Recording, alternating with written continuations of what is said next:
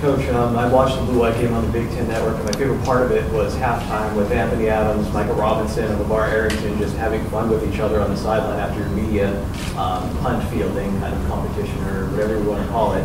And I truly felt as a fan just watching the game, I was like, this is a lot of fun again. I know winning probably helps that, but how do you think you and your coaching staff kind of helped bring fun to the fans and the media even, and also the players and the lettermen? Or is that a focus or not at all?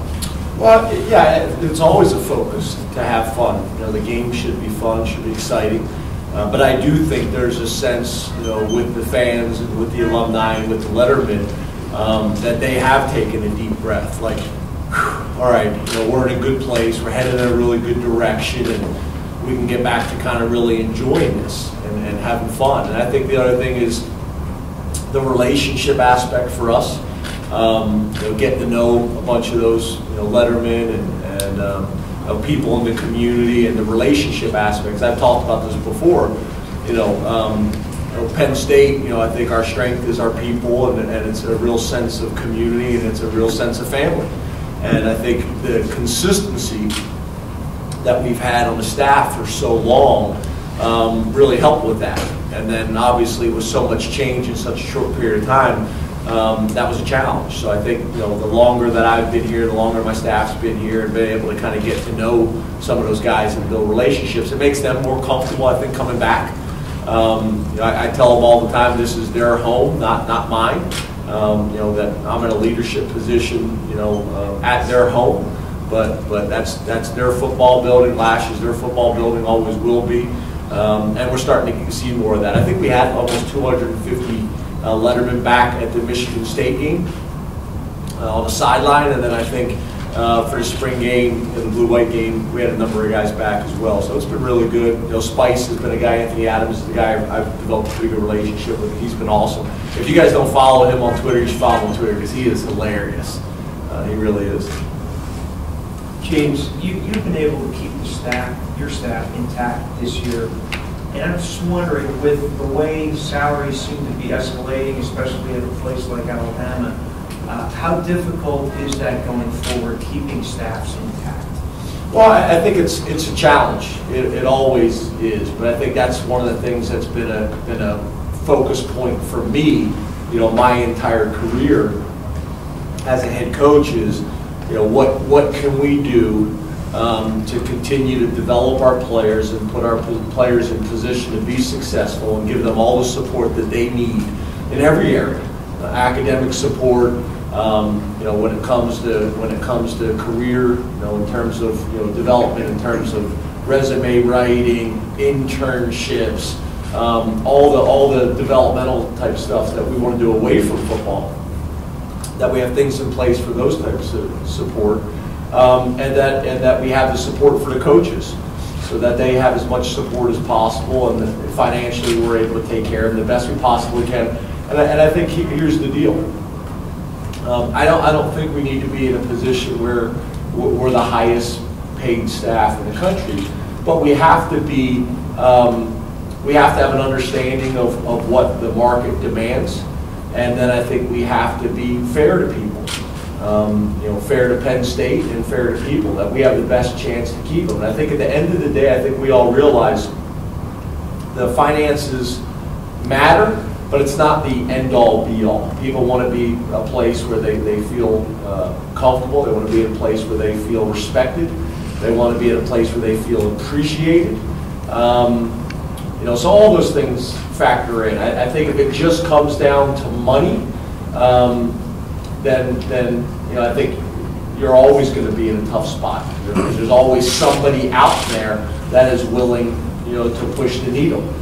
So for us, you know, we want to be fair to people, but then we also want to make sure that we have all the other things in place that they feel this is the best situation for them and their family moving forward.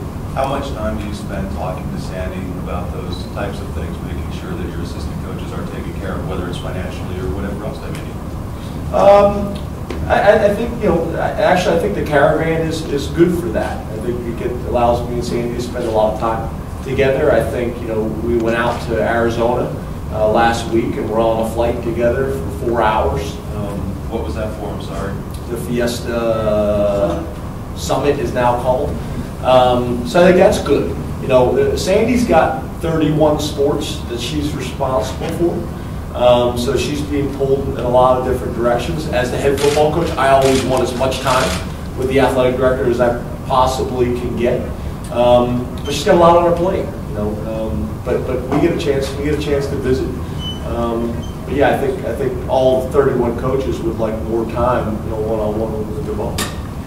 Coach, I asked you about fun earlier, and my wife doesn't know a ton about football, but she loves watching your reactions on the sideline, especially Joy. She says it seems so genuine, you know, coming out of you. What was the most fun you did have last season throughout the whole ride?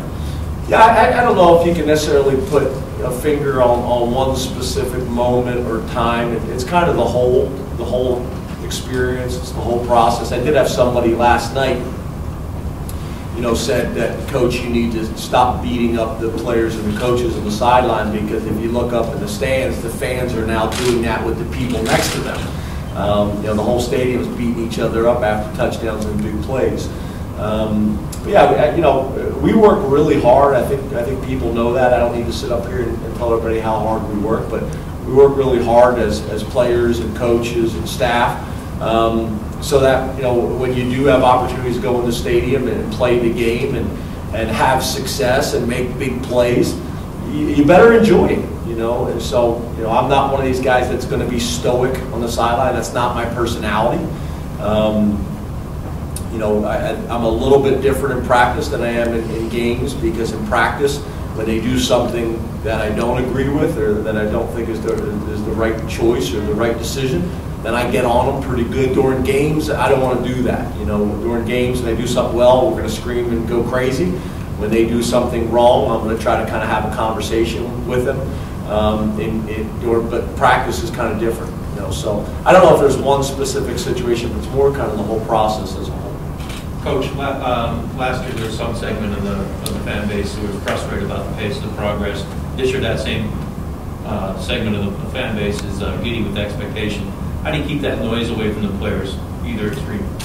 It's impossible. You know, it's impossible. The way social media is today, fans and people can get to the players and to the assistant coaches more than ever. You know, in the old days, the head coach could really insulate the players and the staff and those types of things. And when things go well, the players get all the credit. When things go poorly, then the head coach, you know, shoulders that criticism or whatever it may be. It's hard to do that nowadays, because now people, after a game, it doesn't go the way they want it to go, and they've had a few cocktails, and now they can send a message directly to a player at 3 o'clock in the morning. It's probably never a good idea to send a message to anybody at 3 o'clock in the morning after having a few cocktails.